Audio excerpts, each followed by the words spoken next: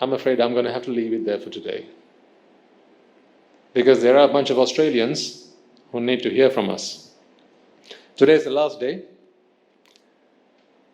But as you are giving up this opportunity so that they can get something, it is only right that you get something in return for that. See?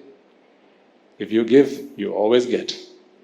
So, my trusted Anagarikas at the back will now put on screen a few photos of the program that our monks did and have been doing over the last few days in traveling across the land, from Melbourne to Brisbane to Sydney to Tasmania.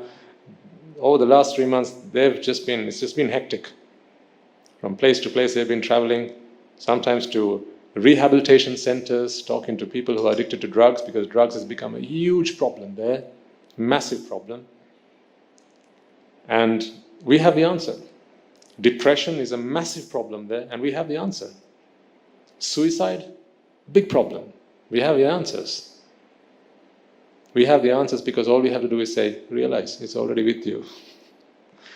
So let's watch some of those images, some photos from the events there, and I want you all to do what as you see them?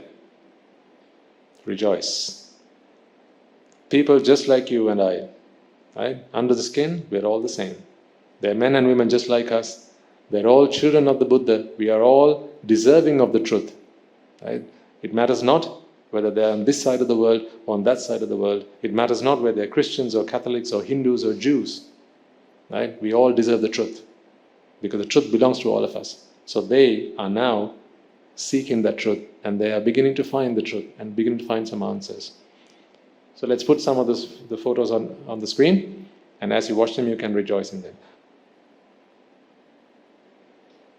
That first picture was the rehab center. This is the retreat. You can see them teaching the Australians how to do a Buddha puja. And the monks going on alms round. You'll be seeing them when they come up. Just as you do outside here. They've been giving those people the same opportunity.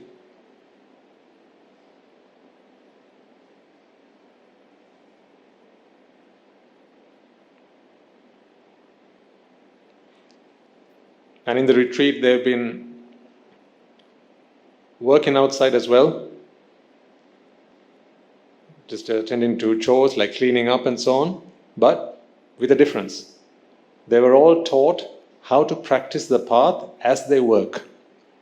So as they sweep the place, as they clear out the garbage, as they clean the garden, they are taught how to practice the Dhamma. That is what you see the Swaminatha is doing. Because Buddhism is very practical. As I said, so which one is the more holy? Which one is, do they look like they're attaining Nibbana? But they're not sat like cross-legged like this. They're working. Did you see the gentleman carry a big barrel on his head? On his shoulder? He's carrying it and doing Nibbana.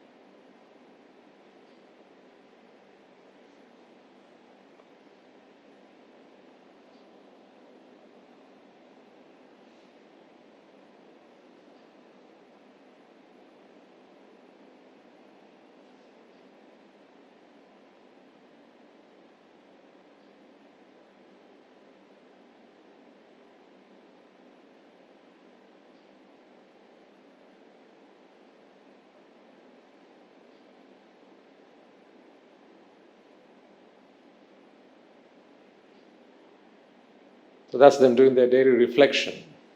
They have been advised to keep a journal. So they're journaling their experience of the day and how they learn to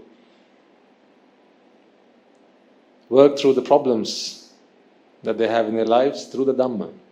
So that, the Swaminathansis will return, but they have to stay back, right? They don't have what you have, a weekly coming together.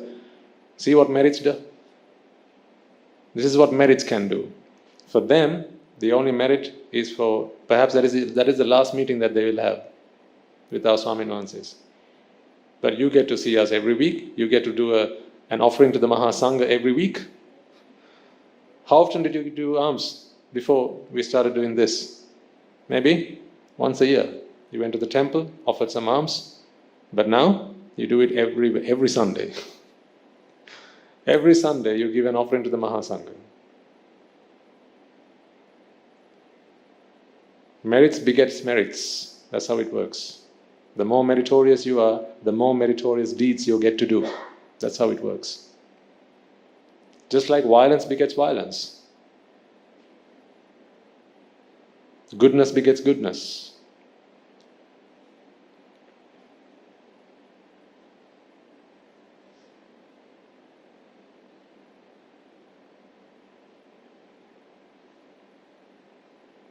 Now there's a bunch of children. And you see in the picture, the bottom, they're worshipping the Swaminathansis for the first time in their life.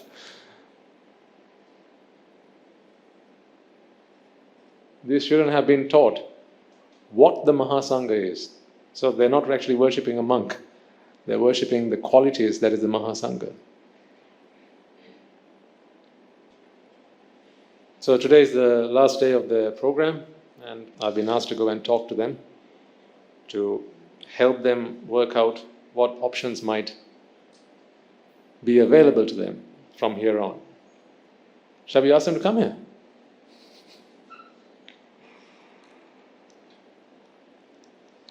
If they come here, will you look after them? As you have been looking after people who come along every week, sometimes the newcomers. That is one of the main reasons why people keep coming back, because of that hospitality. We are typically known for our hospitality anyway, but in this family of nobleness, this noble friendship, this noble association, this noble family, you remember how you were treated the first day you got here and what kept you coming back. So when you get to see someone come here for the first time, you treat them the same. Because you understand that if they miss this, they're missing a lot.